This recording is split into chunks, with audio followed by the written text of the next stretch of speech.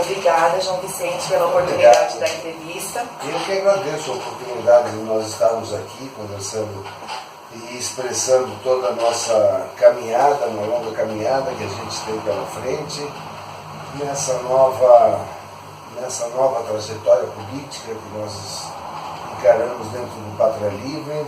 E obrigado pelo espaço. Eu que agradeço. Para mim é uma satisfação. João, vamos à primeira pergunta. Eu sei que pode ser dolorido falar sobre esse assunto, porém a gente não pode se esquivar porque você é um personagem vivo da história do Brasil. Quando ocorreu o golpe militar em 1964, você tinha 8 anos de idade. O que você se lembra deste acontecimento? Bom, as imagens, eu tinha 7 anos naquela época, e as imagens são elas vão e voltam. Inclusive quando nós fizemos esse livro, João e eu, Memórias de um Exílio Sem Volta, a gente tentou mergulhar cada vez mais naqueles momentos. Como toda marcação assim, de um dia muito especial numa criança, são imagens que se perpetuam durante anos e anos e permanecem muitas vezes sufocadas lá no centro de nossa memória, de nossas recordações. O livro, inclusive, tem uma parte dessas memórias, porque não é que seja dolorido o escrever e rever essas memórias, mas é um mergulho muito profundo dentro da gente quando a gente tenta reviver todos aqueles momentos. Muitas vezes você está escrevendo, se pega chorando em certos momentos, dando risadas em outros momentos, pelas coisas que vão emergendo de nossa memória. E realmente o exílio para nós, que éramos crianças naquele momento, foi um período onde a gente aprendeu a conviver, não é, com as divergências de posicionamento dos homens. Pois exílio é uma palavra que não cabe no vocabulário de crianças. Você tem que ir aprendendo a analisar essa palavra, você tem que ir aprendendo a traduzi-la, né, no seu dia a dia. E traduzi-la como? Porque muitas vezes você, criança, está numa escola, por exemplo, né, e eu fui realfabetizado em espanhol, porque eu estava na primeira série aqui, cheguei lá, tive que fazer tudo de novo, e toda a minha alfabetização foi em espanhol. E com os colegas a gente tem grandes amigos ainda hoje, uruguaios, argentinos, dessa época. Mas sabe, criança é criança, e muitas vezes diz que vocês fizeram lá, que roubaram no seu país, que não podem voltar para o país de vocês.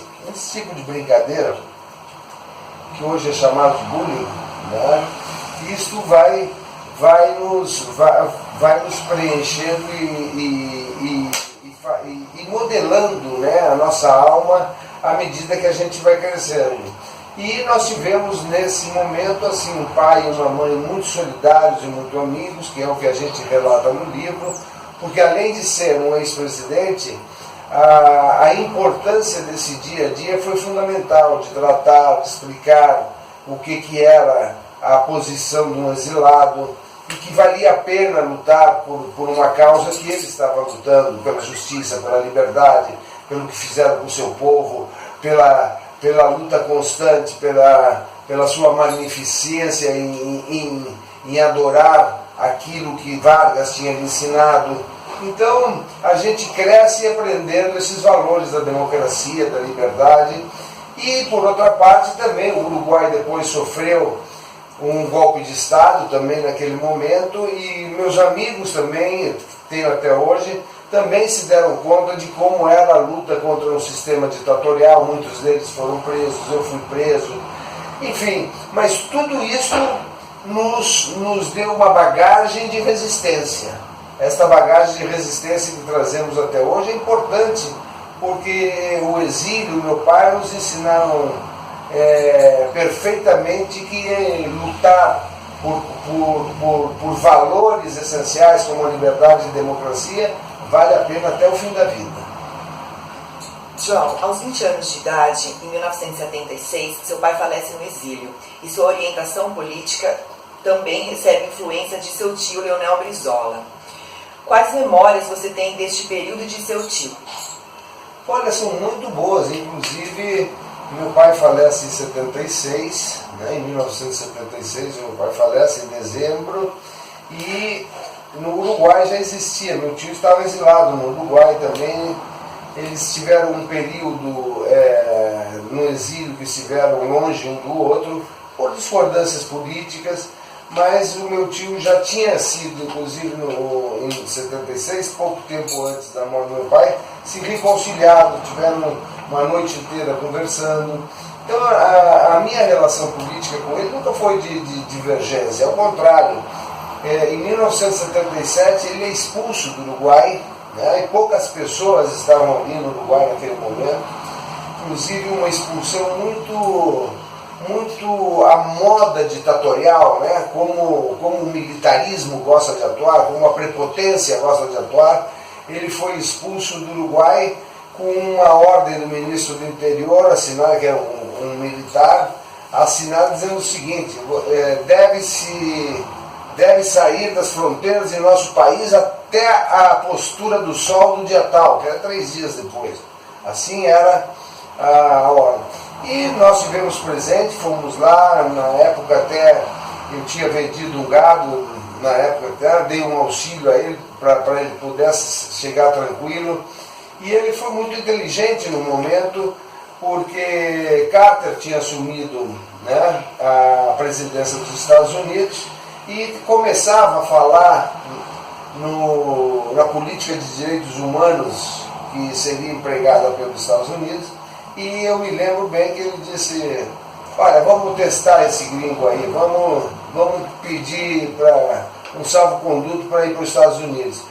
E foi na Embaixada Americana, nós fizemos lá com alguns companheiros que estavam presentes naquele momento as tramitações, e foi autorizado. Não foi exatamente um exílio político, mas foi um visto de permanência nos Estados Unidos, e lhe foi otorgado diretamente pelo presidente Carter.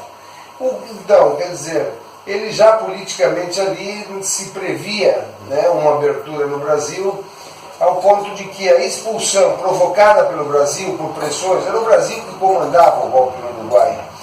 Tanto é que quando foi dado o golpe em 73 no Uruguai, eram caminhões brasileiros, armas brasileiras, Chevrolet brasileira, tudo era uma estrutura do Terceiro Exército, que era ali do lado brasileira, porque inclusive havia uma eleição no Uruguai em 72 que se temia muito a vitória da esquerda no Uruguai, né? A vitória apoiada pelo movimento Tupamaro. Então, nesse momento, o Brizola tem essa brilhante ideia, porque o que se pensava era anular a capacidade internacional de Brizola de articulação para uma possível abertura no Brasil. E se pensar a ditadura brasileira, hoje já existem documentos a esse respeito, se pensava que ele sairia para trás da cortina ficando isolado, né? Iria para um país aí, Tchecoslováquia, Polônia, sei lá. E ele, muito inteligente, foi pedir essa autorização ao governo americano, que o levou aos Estados Unidos e o permitiu, né, debater, fazer debates, congressos e mostrar aquilo da prepotência da ditadura brasileira que estava acontecendo no país. João, dentro do PDT, Partido Democrático Trabalhista, você é uma figura histórica. Todo mundo sabe que a fundação do PDT ocorreu como saída, porque a ditadura militar cassou a legenda de vocês, que vocês eram filiados do PTB. Juntos, seu tio Brizola e você fundaram o PDT, pelo qual você se elegeu deputado. Você saiu do PDT no ano passado. Por quê? Bom, é uma questão muito particular. Eu trabalhei, sempre fui deputado pelo PDT, ajudei o PDT em várias oportunidades. Quando nós elegemos o governador Garotinho, o governador Brizola me pediu para ajudar na questão fundiária do Rio de Janeiro. Eu dirigi o Instituto de Terras do Rio de Janeiro, enfim, fui subsecretário da Agricultura, fui presidente do Banco da Terra, porque o Rio de Janeiro tem uma questão fundiária muito diferente. Não existem quase terras improdutivas para te poderes fazer a desapropriação em áreas improdutivas, como indica as regras do INCRA. Então você tem que trazer o Banco da Terra, porque lá ao contrário, são minifúndios, que locais muito tecnologicamente, os filhos são lavradores de uma família e vão ficando cada vez menores as propriedades. Então eu estive no PDT todo esse tempo, fui subsecretário de Agricultura, presidente do Banco da Terra, depois eu dirigi o Instituto de Terras e sempre tive com o PDT uma relação, né, de nascimento e de minha casa.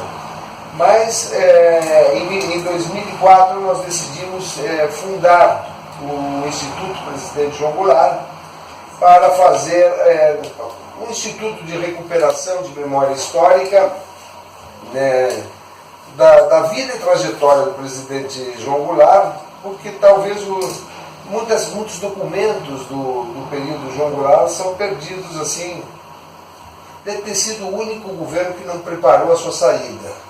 Seus documentos ficaram nas gavetas. Então isso dificulta muito a coleta de memórias e de documentos que a gente poderia ter organizado se não houvesse havido aquele golpe de 64, como faz todo o governo.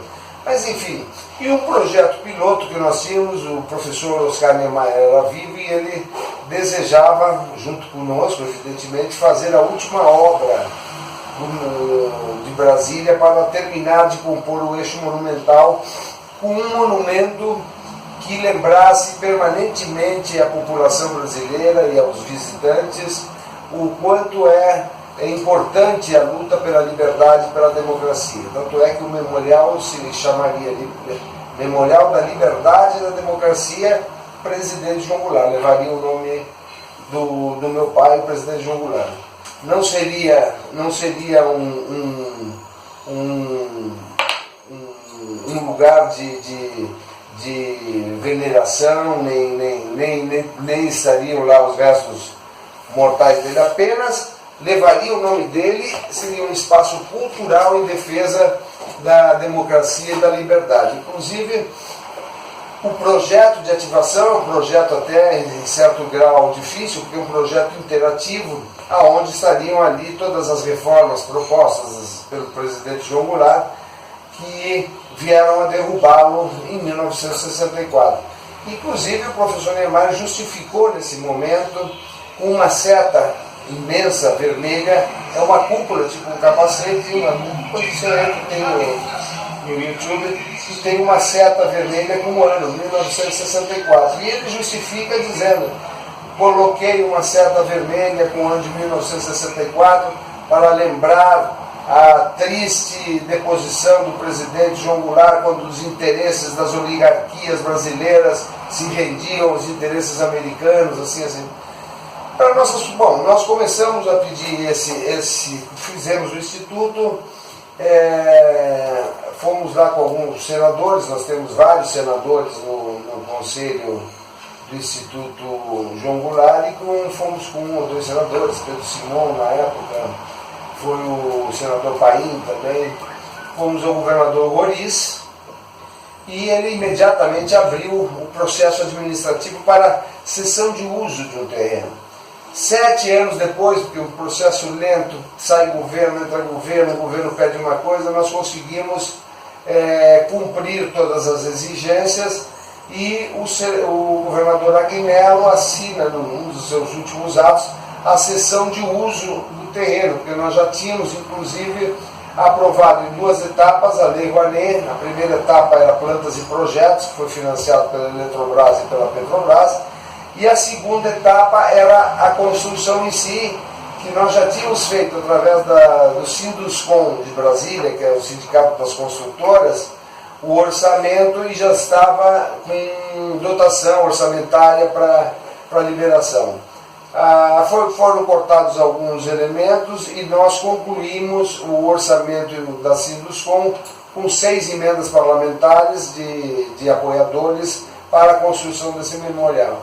Para nossa surpresa, um dos primeiros atos do governador Hollenberg, que o PDT apoiou para elegê-lo, foi a cassação anulação do ato da cessão de uso do terreno onde seria construído. Na hora que nós colocamos os tapumes para começar a construir, a covardia desse governador Hollenberg produz isso. E digo mais, no exílio a gente aprende, né, que a solidariedade e os gestos são muito importantes quando a gente está no exílio. E isso não é nenhuma cobrança da minha parte, mas muito nos surpreendeu, porque ele é um governador da base socialista, do PSB, né? Nós pensávamos, até apostamos nele, o PDT apostou nele, mas nesse momento eu conversei com o presidente Lupe, né? Digo, tchê, Lupe, tu vai ficar na base do cara. Nesse momento a nação brasileira estava devolvendo a Jango o título de presidente da República, caçado pelo arbítrio, pelos militares, pelo AI-1. Nós tínhamos feito a exumação dos seus restos mortais, tinha recebido as honras de chefe de Estado que a nação não lhe prestou em 76 como ex-presidente. O Congresso Nacional anulou a sessão fatídica do dia 2 de abril, da madrugada do dia 2 de abril, que declarava vaga a presidência da República, e o governador Hollenberg caça, né, o terreno. O governador Hollenberg, com essa atitude mesquinha, né, até se lembrado do pai dele, né? Eu acho que ele nem sequer lembrou do pai dele, porque ele fez isso com nós, mas não lembrou do pai dele, que quando veio lá do Nordeste, estava mal, uma família grande, foi nomeado pelo presidente João Goulart como ministro do Tribunal Superior de Recursos. Por isso que eles vieram para Brasília. Mas isso é uma coisa pessoal que não cabe aqui a gente ressaltar. Então eu tive que sair da base de grupo. Tu fica com o Hollenberg, né, que caçou Jango pela segunda vez, e eu fico com a história de meu pai. E fui muito bem recebido no PPL. O PPL, para mim, hoje é um partido como se eu conhecesse há anos, coaduna com toda a nossa esperança de libertação da pátria, de um Estado forte, coaduna com as nossas aspirações, não somente políticas, mas como nacionais e brasileiras, porque é um partido que tem na sua essência a proposta da retomada de nossa brasilidade, de nossa cultura, das nossas raízes brasileiras através da proteção de nossa Amazônia, enfim. É um partido nacionalista que me abrigou imensamente nos seus quadros e que hoje eu tenho orgulho de participar do Pátria Livre. João, como filho de uma vítima do regime militar e também considerado uma vítima, como você vê essa intervenção do Exército no Rio de Janeiro?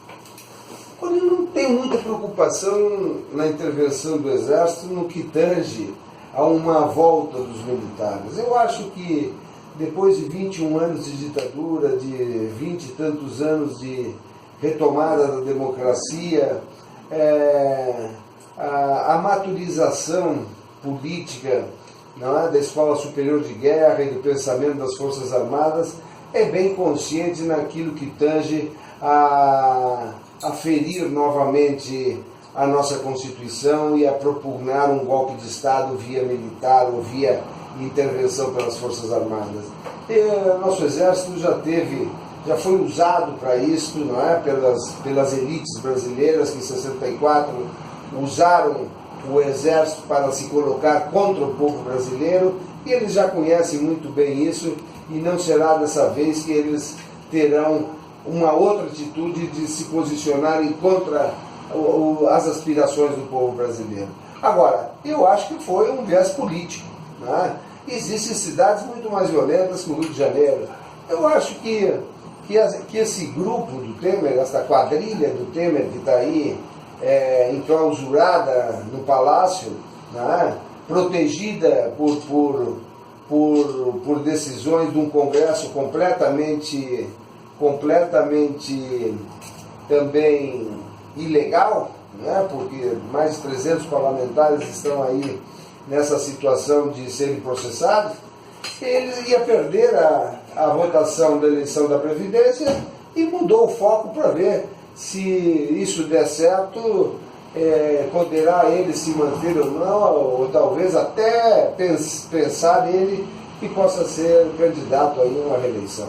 Quais são suas aspirações políticas para as eleições de 2018, João? Olha, a nossa missão, minhas aspirações políticas como brasileiro sempre foram as mesmas, que nós conseguíssemos ter um país liberto do capital internacional, um país dos brasileiros, um país que o Darcy Ribeiro sonhou, que Jango sonhou, que Celso Furtado sonhou, que Valdir Pires sonhou, e todos aqueles homens que tentaram fazer esse Brasil mais humano, mais justo, mais equitativo, com idênticas oportunidades, com mais participação de seu povo nos seus lucros. A gente imagina, né? E hoje eu sou muito honrado, né, porque o PPL me deu essa missão, uma oportunidade de levar essa proposta, esse diálogo nacionalista que poucos partidos e candidatos estão fazendo pelo país. Então eu acho que a proposta do nacional desenvolvimentismo nos traria ao Brasil a sua emancipação econômica e o seu desenvolvimento em favor do povo brasileiro, em favor principalmente de conquistas sociais nas quais nós estamos extremamente atrasados, inclusive com parâmetros em alguns estados comparáveis no índice de desenvolvimento humano à Serra Leoa. Então, a nossa missão é lutar pelo Brasil. João, a nossa última pergunta se refere às reformas de base propostas por seu pai, Jango, mas não implementadas. Essas reformas moldaram o Estado brasileiro depois da redemocratização, inspirando inclusive a nossa Constituição de 1988. Quais seriam as suas principais propostas se eleito? Eu acho que as reformas de base do presidente João Goulart nós temos que revê-las porque elas são ainda muito necessárias para a transformação dos pilares institucionais da nossa nação. Reforma agrária, reforma urbana, reforma tributária, reforma educacional, enfim, são uma série de reformas, a lei de remessa de lucros, a reforma bancária, o acesso ao crédito, a Petrobras, que tinha o monopólio da extração e do refino do nosso petróleo, por força de um decreto do presidente João Goulart, o 13º, que é do presidente João Goulart, são medidas que nós temos que revê-las aí, porque elas fazem falta ainda hoje no nosso país. As reformas que nós estamos presenciando aí são anti-reformas. Esta flexibilização dos direitos dos trabalhadores, em nenhum país se vê retrocesso de direitos. Não existe isso, retroceder direitos. Então, nós temos que fazer um grande diálogo com a nação brasileira de resgatar a reforma agrária. A reforma agrária é um instrumento importante do desenvolvimento da economia interna, porque a reforma agrária que eu queria fazer era otorgar, naquela época, quando nós tínhamos 70 milhões de brasileiros, 10 milhões de novos títulos de propriedade.